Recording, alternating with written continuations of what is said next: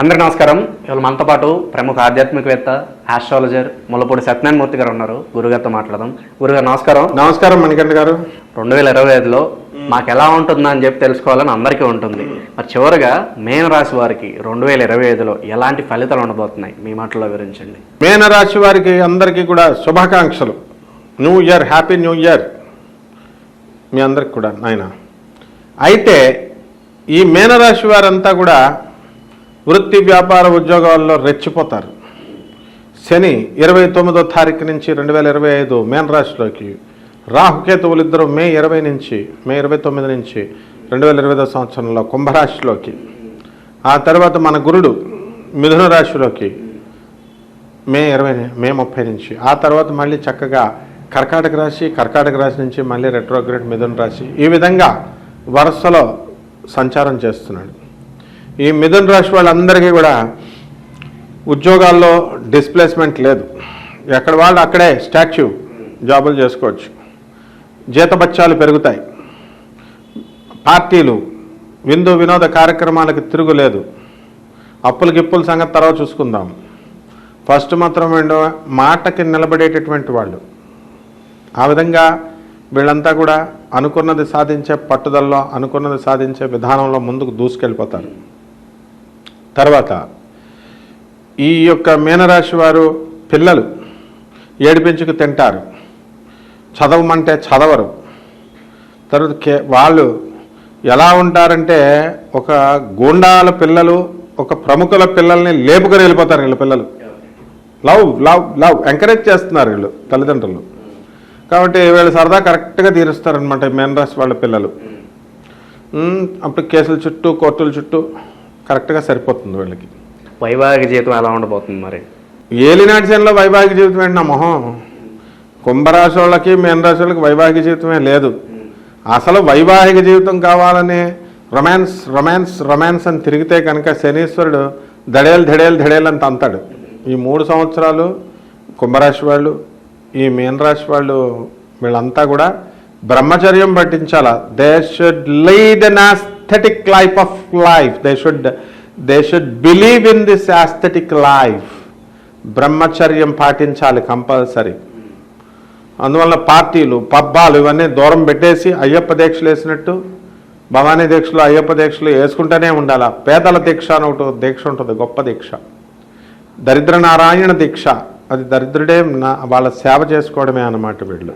అది చేస్తే గ్యారంటీగా సక్సెస్ అవుతారు. ఇక రియల్ ఎస్టేట్ ఏమన్నా మా గురించి ఏం చెప్తారని ఎదురు చూస్తున్నారు. రియల్ ఎస్టేట్ వాళ్ళు ఏం లేవు మీకు. బిల్డర్స్ ఏమన్నా అమ్ముదామండి, ఇంతవరకు ఎక్కువ అమ్మేశారు కదా నాయన. ఇప్పుడు 40 లక్షల ప్లాట్ని 60 లక్షలు చేసి అమ్మేశారు. ఇంకెక్కడున్నాయి డబ్బులు కొనడానికి? ఏలో పడుకోవడమే మీనరాశి వాళ్ళు, ఈ బిల్డర్లు. విద్యార్థుల పరిస్థితి మరి ఎలా? విద్యార్థులు, ఈ స్టూడెంట్స్ వాళ్ళు చదవండి రా నాయన అని తల్లిదండ్రులు, మాస్టర్లు చెప్తే ఫోన్ ఒకటి పట్టుకొని అస్తమాను వాట్సాప్లు, తల్లిదండ్రులు చెప్పిన మాట వినకుండా ఉన్నందుకు వీళ్ళు ఫెయిల్ అయిపోతారు అంతే, గ్యారంటీ. అందులో డౌట్ లేదు. మళ్ళీ this is a NASA based రిపోర్ట్స్ని బట్టి మనం చెప్పేటటువంటిది. కాబట్టి no deviations will be there, because we will also include this velocity of all the planets. ఇక్కడ ఎవరైనా మన వీడియో చూస్తున్నటువంటి సైంటిస్టులు, ఇంజనీర్లు, డాక్టర్లు, astrologers, world famous astrologers, English, Hindi అని ఉంటారు కదా, వాళ్ళకి అసలు ఈ వెలాసిటీ చెప్పక్కర్లేదు. వెలాసిటీ నేను చెప్తాను, యూనిట్స్ చెప్పమని చూద్దాం వాళ్ళని దేంతో కొలుస్తారు. కాబట్టి మీనరాశికి మనం చెప్పినట్టే జరుగుద్ది. పెళ్ళాలు వదిలేస్తారు మొగుళ్ళని, అత్తగారుల్ని, పిల్లల్ని, మరదల్ని, తమ్ముళ్ళని అందరినీ సరిగ్గా చూడకపోతే. కళత్రపుత్ర శత్రుత్వ కారణాయ నమః. మార్చి 29 తర్వాత ఇదిగో శ్లోకం కూడా చెప్తున్నాను. మరి ఆరోగ్యపరంగా ఎలా ఉండబోతుంది? మఠాష్ అంతే అనమాట. ఎందుకనంటే మా ఏలినాటి శనికి పెరాలిసిస్, కొలెస్ట్రాల్, ఈ వ్యాధులన్నీ కూడా వచ్చేస్తాయి. వీటి నుంచి తప్పించుకునే ఉపాయం ఉంది. ఎలాగంటే వీళ్ళ జీతాల్లో 10% పేదవాళ్ళకి ఖర్చు పెట్టాలి. మనుధర్మశాస్త్రం, మనుస్మృతి, దీన్ని కనుక చేసినట్లయితే కంపల్సరీ. ఈ నెలలో మారుతారండి, మారుతారు. మారకపోతే నన్ను అడగొచ్చు. 10% ముందు ప్రతి శాలరీ వాడికి ఖర్చు పెట్టేసి నాకు ఫోన్ చేయమనండి. మారకపోతే నన్ను అడగమనండి. వాళ్ళకి పెరాలిసిస్ వచ్చేది ఆగిపోద్ది. That is the magic of the greatness of the God. శుభకార్యాలు జరగడానికి ఇంకెంత సమయం పట్టవచ్చు అంటారు? మరి నమస్కారం కనిపిస్తున్నారు 2025లో శుభకార్యాలు చేస్తారు.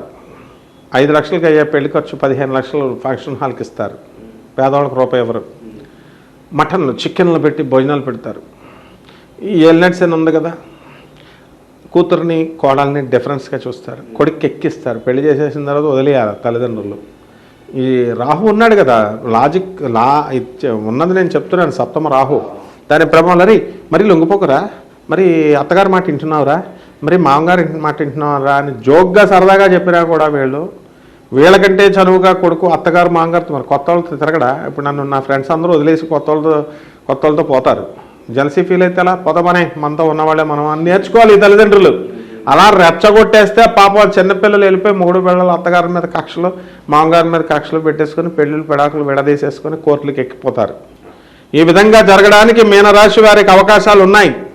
ఉద్యోగస్తుల పరిస్థితి ఏంటంటారు? ప్రభుత్వ ఉద్యోగులు అలాగే ప్రైవేట్ ఉద్యోగులు వీళ్ళ పరిస్థితి ఎలా ఉండబోతుంది? మరి ప్రభుత్వ ఉద్యోగస్తులు వాళ్ళు దగ్గరెట్టుకొని పని చేయకపోతే ఇళ్ళకి వెళ్ళిపోతారు. రేవంత్ రెడ్డి ఇలాంటి పవర్ఫుల్ సీఎంస్ ఉన్నారు. సో శని మనకి షష్ఠ స్థితిగతుడై ఉండడం వలన శత్రువులు పోతారు. శత్రువుల బాధ ఒక్కటే ఉండదు వీళ్ళకి, లాభాలు మిగతా అన్నీ బొక్కలే అన్నమాట. సో ఈ మీనరాశి వారికి అదర్ సోర్సెస్ నుంచి ఇన్కమ్స్ బాగా వస్తాయి, జీతాలు బాగా వస్తాయి, నిద్ర బాగా వస్తుంది అందరికీ కూడా. అలాగే ప్యాసిఫై కోసం అయ్యప్ప మాలలు వేస్తారు వీళ్ళంతా కూడా. శాంతి శాంతి శాంతి. ఏళ్ళనాటి శని జరుగుతుంది కాబట్టి ఇంకా మెరుగైన ఫలితాలు పొందటానికి మరి మీనరాశి వారు ఎటువంటి పరిహారాలు చేసుకుంటే బాగుంటుంది అంటారు? సంవత్సరం అంతా చేసుకోవడానికి వీలుగా ఏదన్నా పరిష్కార మార్గాలు తెలపండి. శని జపం చేసుకోవాలా, శని స్తోత్రాలు చదువుకోవాలా, శనికి కిలోంపావు నల్ల నువ్వుల్ని నల్లని వస్త్రాన్ని పేద బ్రాహ్మణులకి శనివారం నాడు ఉదయం 8 గంటలకి దానం చేసుకోవాలి. దశ మహావిద్యల్లో ఒకటైనటువంటి మహాకాళి అమ్మవారి యొక్క హోమాన్ని మీరు ఇళ్లలో జరిపించుకోవాలి. పేదవాళ్ళకి ఇతోధికంగా సన్యాసులకి పేదవాళ్ళకి పంచుడే పంచుడు. అప్పుడు అలాగే రావి చెట్టు చుట్టూ 108 ప్రదక్షిణాలు చేయాలి కనీసం శనివారం నాడు. జిమ్ములకి వెళ్ళి వాకింగ్కి వెళ్తే కాదు, రావి చెట్టుకి నీళ్లు పోయాలి 3 బకెట్లు. రావి చెట్టు చుట్టూ తిరిగితే వాకింగే. అలాగే మన మేడి చెట్టు ఉంది, మేడి చెట్టుకి నీళ్లు పోసి దిగంబర దిగంబర శ్రీపాద వల్లభ దిగంబర చేస్తే వీళ్ళ యొక్క సమస్యలన్నీ తీరిపోతాయి. ఏలినట్స్ ఏం జరుగుతుంది కాబట్టి నవగ్రహాల చుట్టూ తిరుగుతూ చక్కగా ఓం శనేశ్వరాయ నమః అంటూ మంత్రాలతో వేసుకోవడం. శనివారం నల్లని వస్త్రాన్ని వేసుకొని అయ్యప్ప స్వామి మాలలు వేసినటువంటి వాళ్ళల్లో అయ్యప్పని చూసుకోవాలి. అయ్యప్ప స్వామి మాలలు వేసినటువంటి వాళ్ళు నలుపు రంగు ఏ విధంగా వేస్తే కళకళలాడుతూ ఉంటారో ఆ విధంగా వీళ్ళు శనీశ్వర దీక్షలాగా చక్కగా శనివారం ఇంకా మనసులో ఇంకెవరు ఉండకూడదు, శనీశ్వరుడే ఉండాలి. జగద్గురువు శనీశ్వరుడు. ఓం శనైశ్చరాయ నమః, ఓం శనైశ్చరాయ నమః అంటూ జపం చేసుకొని నూనె వేసుకోవచ్చు. నల్ల నువ్వుల్ని కిలోంపావు నల్ల నువ్వుల్ని దానాలు చేయాలి. నువ్వుల ఉండలు తయారు చేసి పేద ప్రజలకు చేయాలి. ఇవన్నీ టెంపరీ, 100 రూపాయలు 50 రూపాయలు అయిపోయే రెమెడీస్ ఇవి. కానీ మనం అడిగేది 1 కోటి రూపాయల రెమెడీస్ అడుగుతాం. కాబట్టి మా శాలరీలో 10% అనేది చాలా ముఖ్యం అనమాట మన ధర్మశాస్త్రం. ఇది చేస్తే బ్రహ్మాండంగా వీళ్ళ కోరికలు తీరిపోతాయి. 2025లో మీనరాశి వారికి ఓవరాల్గా ఎలాంటి ఫలితాలు ఉండబోతుందో తెలియజేసినందుకు ధన్యవాదాలు. ధన్యవాదాలమ్మా.